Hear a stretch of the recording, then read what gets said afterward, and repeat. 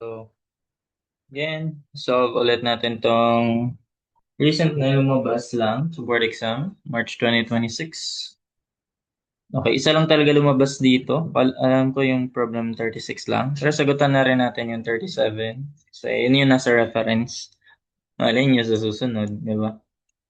So, this one is a topic, surveying topic under vertical curves. Ito may video na ako dyan. Touch ko na lang. Na-discuss ko din yung concept. Dito, discuss ko na lang paano siya sagutan sa board exam nung time na yon. Since sabi nila, may malabo raw. Malabo daw yung length ng curve. So, naisip kasing length ng curve usually man naka meters, feet, no? Mga naka unit of distance. O, distance din naman to, pero yung unit niyan is, yung common unit distance, meters, kilometers, and feet. So, ito ay naka-station. So, automatic na yan na kung ano to, point of vertical, tama ba? Point of vertical intersection. Ito given. Given ka ng forward and back tangent. Back and forward tangent. Ayan. So, this one is a sag curve, no? Kasi, ayan, pa-happy. Pag happy, sag. Pag sad, summit or crest curve. So, ayan. So, problems. The following problems are based on the following illustration. So again, may G1 ka, pangalanan natin to ng usual na alam natin. This one is G1. G sa buwan, negative siya. O ibig sabihin, sloping downward. So, negative yung slope. Then, ito ay negative positive slope makes a sag curve. No? Sag curve. Then, may station ka at point of vertical intersection and elevation din dun. So, ayun yung sa una, determine the low point station. Lowest point yon for the vertical curve. So, paano natin malalaman yan? So, we have to determine the location muna nung lowest point. No? So, paano nga ulit yun? Di ba pinapangalanan natin yung um, S1, tama? S1 pinapangalan natin doon. Lagay muna ako ng ano dito. Line dito. O, naalala to. Yung sa, sige, and may binigay naman na distance na yun. No? Dito ko na lang siya i-limit. Again, so itong distance na to, hati yan, di ba? Pag symmetrical. Wala nang sinabing unsymmetrical eh. Asymmetrical. Ay, wala. Wala nang sinabing asymmetrical eh. So, assume natin, symmetrical yan. So, itong distance na to is, ang nipis ah. Itong distance na to is kalahati lang yan. And itong distance na to, kalahati yan ng curve. So, ito pala yung sinasabi. Assume natin na hindi natin alam na 8 station ha. Hindi natin alam. Hindi natin alam na 8 stations. Sabihin natin malabo. 8 stations. Malabo. Basta yon. Hindi mo natin alam. Assume na, sagutan natin to kung paano to lumabas sa board exam. Hindi natin alam na 8 station. Okay, so gawin natin yan. So L lang yan. Pangalan natin L. So this one must be L over 2. And this one must also be L over 2. Okay, kalahati yan eh. Tigahati, kalahati yan. Ayan yung sa theory niyan. Yung concept niyan kapag symmetrical vertical curves. Tig kalahati. So again, paano natin masosolve yung S1? Ang S1, ayun yung sa lowest point. Pwede kasing ditong side or sa other side na. No? So sige. So pangalan, manggagaling tayo sa extend ko pa nga to. Extend ko lang siya. Okay, and then maglagay din ako dito. Sabihin natin nandito lang yung lowest point. Ma-prove naman natin yan if tama or mali. Oh no. So, ayan. Ito yung distance na yan. Pangalanan natin tong S1. Laka. Oh, wala lahat. Ayan, S1 pangalan natin yun. Ano makapal? S1. So, galing ka from point of vertical curvature. Pangalanan nga natin to. Point of vertical curvature. Kahit nga walang V na yan eh. Ito naman, point of vertical tangency. May vertical lang. Kasi inunahan dito eh, point of vertical intersection. Okay, so paano nga ulit yung S1? So kung saan ka nang gagaling, G1 times length. Ayan, G1. Neglecting the sign na lang to. G1 times length ng curve, divide mo sa sum niyan. Ganun lang, G1 plus G2. Neglecting the signs to ah. So ang G1, ito either naka-percent ka or hindi kasi di-divide mo lang din naman. So ang G1 natin ay yan, 2%. Ayan, 2%. Huwag mo na ilagay. 2% yan. Times length. May kita mo naman yan eh. 2% times length over G1 plus G2. 2 plus 1.6. O, yan yan. 3.6. Tama ba? Ayan. So, 2 divided by 2, 1, 3.6. Ayan, may kita mo na 0.5. Ayun, lagpas siya sa kalahati ng length. Di ba? Lagpas pala siya sa kalahati. 0.56. 556 ng length. Yan, lagpas pala siya sa kalahati. Mali pala to. So, hindi to siya banda. O, ganun. Lampas siya sa kalahati. L over 2 lang yan. So, dito siya banda. So, kailangan natin makuha yung distance na yan. Ayan, ito yung S1. Okay, S1. Okay, so may distance ka nito. So, that is what? 0.556 L. O, yun, divide mo sa ano? Kalahati, 0.5. Mental ba? 1 over 18. Mas maganda. Pwede. Ayan, 1 over 18 lang pala yan. O, yung distance na to ay 1 over 18. Ayan, 1 over 18. Length over 18 na lang. 1 over 18 ang length. O, ayan na. So, galing ka dito, aangat ka na lang. Makukuha mo na yung, ano, di ba? Ay, wait lang. Ang pinasolve pala ay stationing, no? So, ito pala. Yung stationing niyan, iba yan sa horizontal curves. Ang stationing na to ay dadaan ka sa horizontal distance lang. Yung along the length, along the horizontal distance. Unlike sa simple curves na along the length ng curve ang stationing, di ba? So, ito ay dadaan ka dito. So, ibig sabihin, galing dito, may stationing ka na rito, babalik ka ng L over 2, kalahati. Then, i-add mo yung, ano, pwede ka naman diretso na ng, ano, L over 2 lang. O, hindi mo pala madiretso ng S1 kasi, ano, no, kaangat siya. Or, I guess pwede pala. Sa ano pala tayo hindi pwede? Sa elevation. Kasi bababa ka, tapos aangat ulit. So, ayun. Sige, try natin. Gawin natin. So, para ma-solve natin yung stationing ng lowest point, and stationing ng lowest point, ito naman medyo manipis. Stationing ng lowest point is equal to, kunin mo muna yung stationing sa PVI. Tapos, aatras ka kasi along the length of curve yun eh, di ba?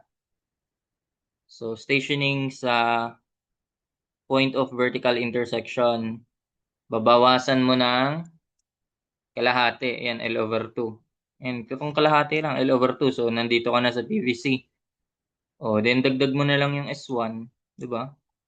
So, stationing, babawasan mo na ng L over 2, then dadagdagan mo ng S1. Ano pala yung ano nun? Pwede ba nang decimal yung S1? 0.556. 5/9. Oo nga, no? 5/9. Oo nga naman kasi binawasan lang naman ng 1/2 pala. Kaya naging 1 over 18. So, ito gawin ko na lang to na, wait nga, meron na akong tigdadalawa lang. Tapos, meron tag 3.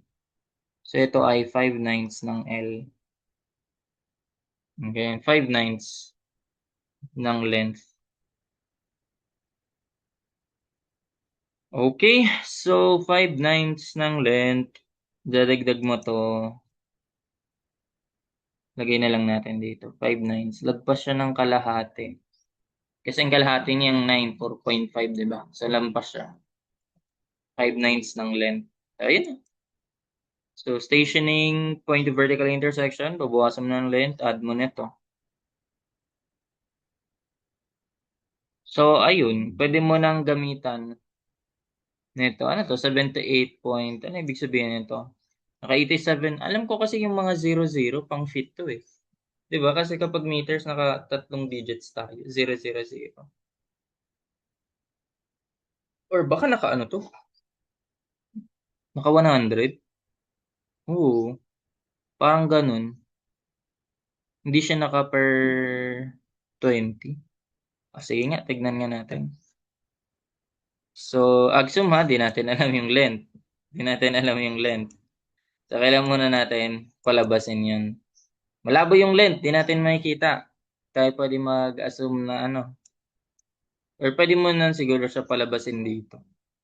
Pero sige, stationing ng lowest point, sabihin natin tong 78.55. Ano to, naka every ano? Analyze nga natin. Hanggang ano lang to eh. Hanggang 99 lang. After ng 99, mag-a-add na siya dito. Kasi 2 digits lang eh. Okay. So, siguro gawin natin ano, decimal na tong buong, decimal natin yun. Buuhin natin yun. Gawin natin 7855. Ganyan. Then, equal to, pwede ba mag-shift solve dito? Sige. So, stationing ng point of vertical intersection, 8700. Then, babawasan mo ng L over 2. Tapos, narigdagan mo ng S1. Di ba ano yun? 5 nines ng L?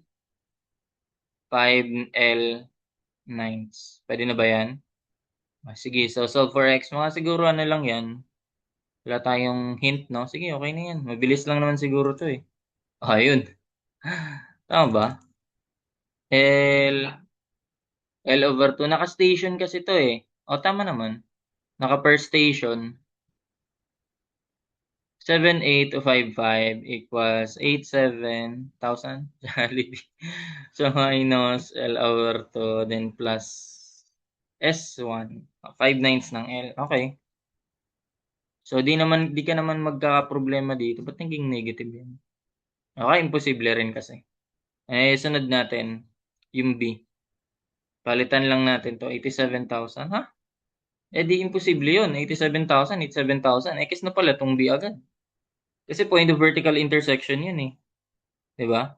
Hindi, not all the time parehas yun sila. Pero in some cases, pwede rin na mag-coincide yung lowest point and yung location ng vertical intersection. May ganun din. Pero in this case, X na yan. So, ang sunod natin ay 8744. Alam ko yan yung sagot eh. Gawin muna natin yung 9100.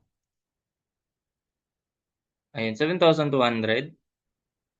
Hala, pwede. 7.2. And then 8744. Ayan, 7.92.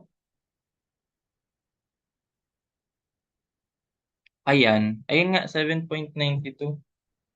Most nearly gives, no? Kasi itong length na to, yung distance na to, ano yung kanina nakuha natin? Ayun.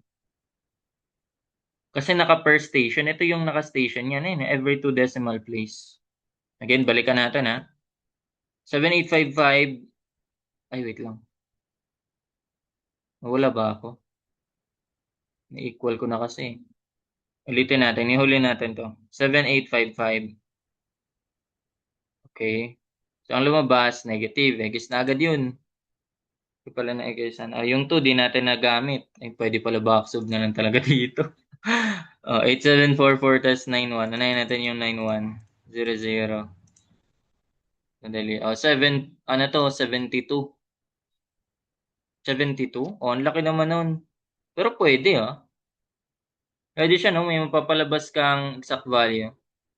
72 stations, ibig sabihin yan. Kasi 00. Diba? 00. So, 72 stations, ibig sabihin. Pag yan yung ginamit natin.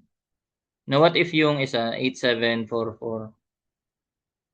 Ito na yun. Wait lang, balik ko nga yun. 9100. Sulat ko lang. 72 stations. Pag ito gamit natin, 72 stations. Tapos kapag 8744 ang ginamit natin,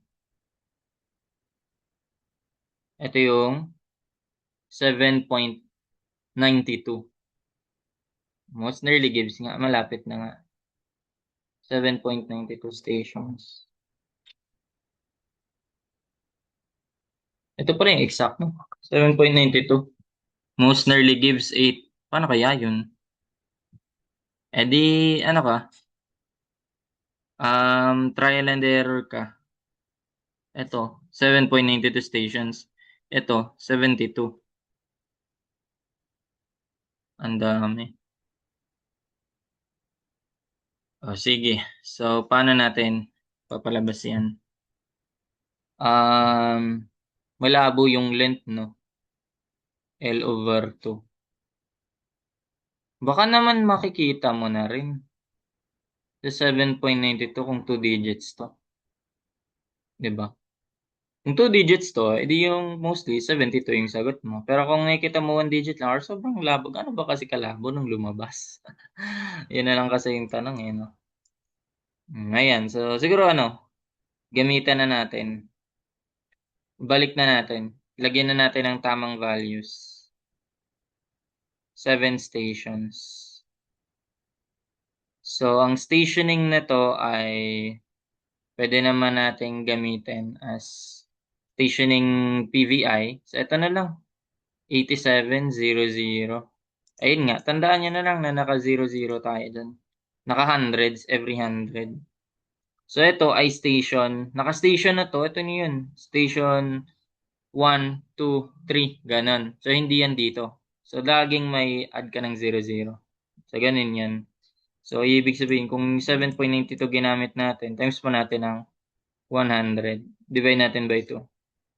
Then, add natin yung S1. 5 nines. 5 nines ng, that pala ginawa ko na lang as x. Times 10 to the sec. Times 100 or 100x. Ayun, 100x na lang. 100x. Tapos ito times 100x din. Ayan. So, pag ginamit natin yung 7.92. Ayan, 8744. O, what if ginamit natin yung exact value na 8? 8744.4. So, ano kasi? Rounded off din pala yung 8 stations na yun, no? Pero pag ginamit natin 72 stations, medyo nakalilitit pa rin pala kapag sobrang labo talaga. 91. Ayan, 9100. So, tingin ko naman, kung malabo siya, kita nyo naman siguro na 1 digit lang.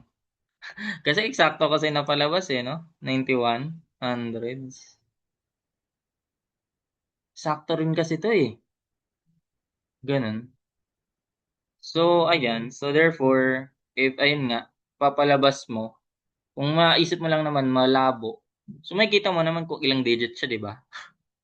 Ayan. Paano kung meron ka pa ring isa na single digit lang din, mapapalabas mo na number stations. Patay. Ayun lang. Sige. So, ito yung answer natin for this. 87 plus 44. So, ayun, inatake natin siya kung paano siya lumabas ng board exam.